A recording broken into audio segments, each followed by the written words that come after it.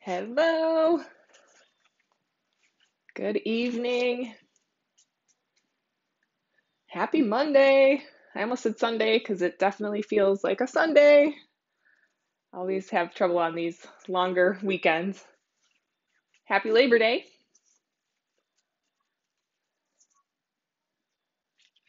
All right, so we are just about to 7 o'clock. And my topic today, hey Terry, hey Lisa, nice to see you. Thanks for joining in. Topic today was kind of ranking aspects of nutrition. So I loved this topic because I think a lot of us get kind of bombarded with different information from whether it's friends, family, the internet, social media. There's a lot out there, and there's a lot to kind of process and kind of comb through what's good, what's bad, what's real, what's just marketing, what actually works. And so I loved this whole kind of ranking thing system with different aspects of your nutrition and your lifestyle. So with that, if you kind of think about this as in like a pyramid, the very bottom is going to be your most important part of nutrition. So I'm going to go through that. I have them numbered all here, and I'll follow up probably tomorrow with a document or a graphic that shows kind of like this pyramid. So number one, when we're thinking about nutrition and the importance of certain aspects of it, number one is going to be your adherence or sustainability. So, whether you're thinking about trying different type of diet out there, I know tons of people that have tried keto, that have tried intermittent fasting. There's, everything out there right now. There's vegan, there's carnivore, there's everything. Just you name it, there's probably a diet for it. And the number one thing I tell people is you have to be able to adhere to it. So that's always going to be the most important thing, because if you can't, there's really no point. You're going to find yourself, starting and stopping, and that really doesn't do any good. You start to get into these weird yo-yo diets, and again, gaining the 10 pounds that you lost, and then gaining it back, and then it's just a vicious cycle. So always thinking about adherence. We're always going to come back to this one here, number one. Number two is going to be your total calories. So whether we like it or not, calories do matter. And it really is just kind of coming down to a numbers game. So on a very broad level, if you are under eating, you are in a calorie deficit, you technically should be losing weight. And if you're in a calorie surplus, you technically should be gaining weight. That's your overall calorie picture. A lot of different factors are going to come into play with that. For instance, if we're severely under eating, we could actually gain weight or just maintain. We're just not losing.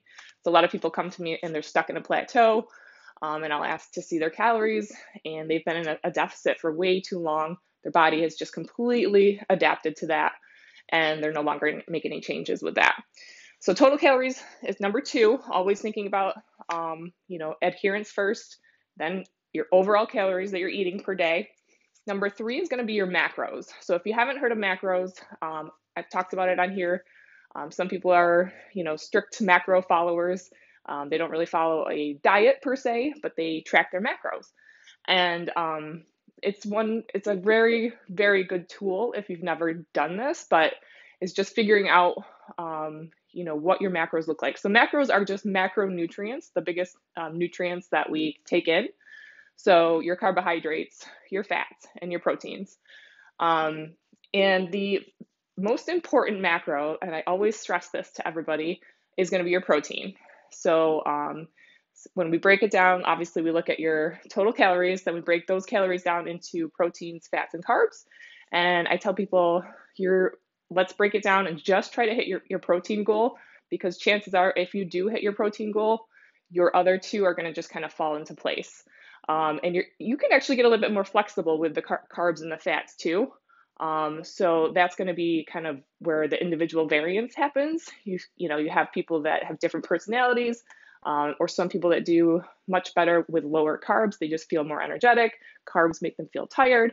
And this is where you can kind of start to play with how food makes you feel. And sometimes higher fats makes people feel not good, stomach issues, digestive wise.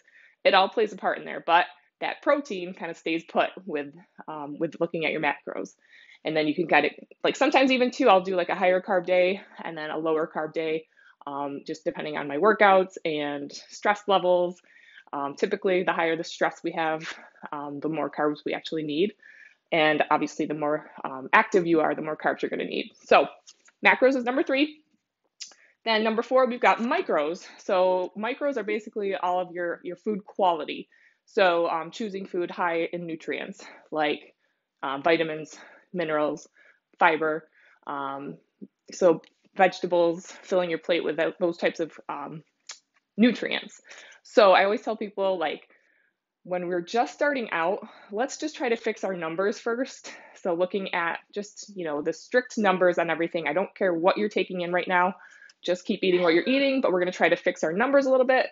And eventually we're going to get to this food quality part, where you are going to want to pay attention to, what you're actually taking in and moving to more like whole foods versus eating out a lot, or eating out of a can or a package, anything kind of like that you have to open up and it's processed.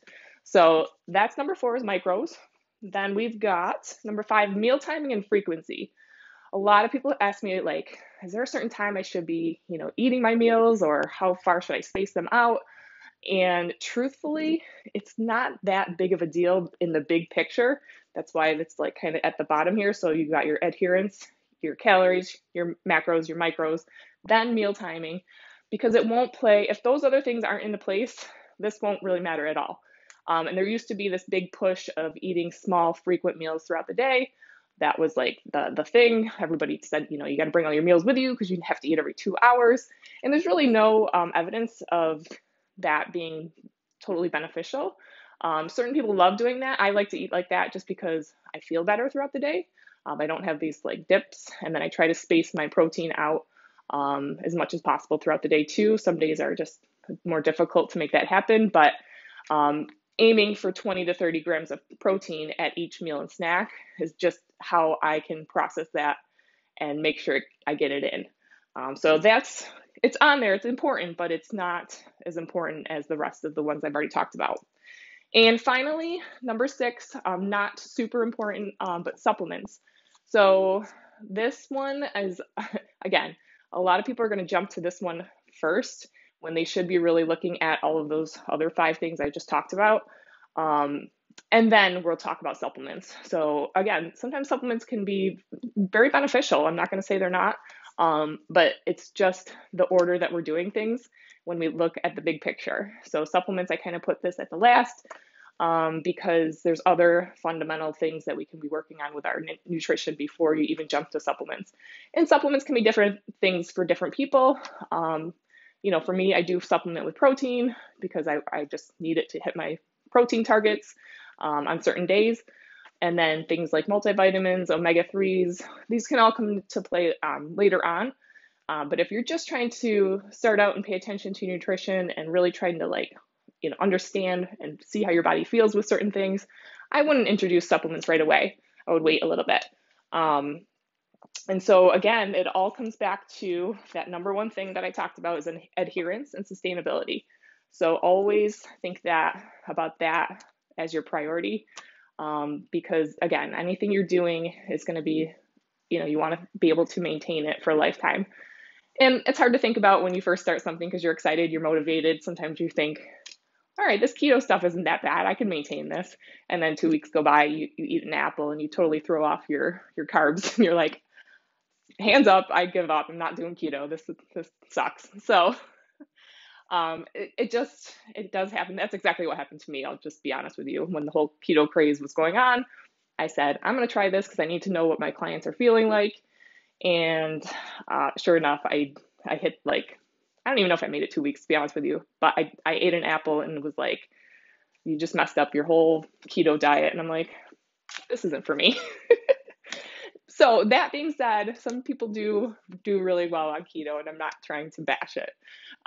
So if there's anything that I say that's like, oh, that works for me, or that I saw my friend do that and she does great on it, there's definitely people out there that it works for. It's just that everybody is so very different. So I hope those things helped you. I'm going to, again, kind of summarize this on a document for you or a graphic. I like doing that just because it, again, sums everything up that I talk about, and then it gives you a nice visual. So if you guys have any questions on anything I went through tonight, just let me know, drop them in the comments. And yeah, I'll talk to you guys soon. Hope you're having a good weekend.